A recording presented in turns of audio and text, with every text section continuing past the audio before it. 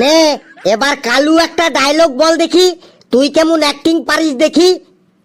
বলছি স্যার, মারবো এখানে, লাশ পড়বে বাগানে।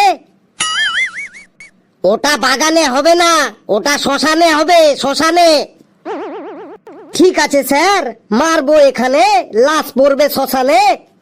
তুই এটা কিভাবে বলছিস? মারবো এখানে, লাশ পড়বে শ্মশানে, এটা কি কোনো ডায়লগ বলার ভঙ্গি হলো? শোন, এই ডায়লগটা তোর চেহারার সাথে কোনো মানানসই হলো না।